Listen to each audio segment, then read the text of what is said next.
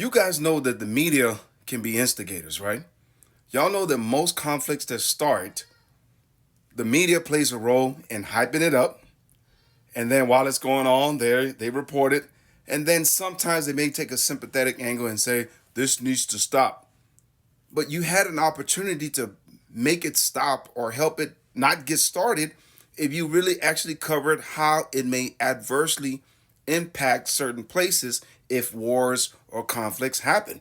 But no, what they do when the lead up to conflict happens is like they hype it up in their own way, hype it up.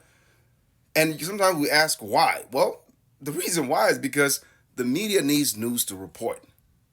And no better news sells than bad news. Understand that they live in a landscape where they need eyes and they need commercials to pay for those eyes, right? Case in point, the war, the 12-day war between Israel and Iran and the United States has come to an end.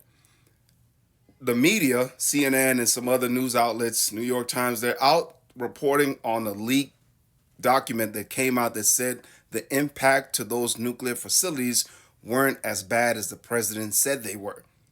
The president said they were obliterated, meaning that they're no longer there. They're a big hole in the ground. This leaked report said that they've set the program back or that these facilities were significantly damaged. Here's a question that Trump took while out at the NATO summit right now from CNN anchor Caitlin Collins. You should really say how great our soldiers and our warriors are. I think everyone appreciates our soldiers and our warriors. I do have two questions for you, Mr. President. You just cited Israeli intelligence on these attacks. Earlier, you said U.S. intelligence was inconclusive. Are you relying on Israeli intelligence for your assessment of the impact of the strikes? No, this is also Iran made the statement. And it's also, if you read the document that was given that Pete can talk about if you'd like, the document said it could be very severe damage, but they didn't take that. They said it could be limited or it could be very severe. They really didn't know other than to say it could be limited or it could be very, very severe.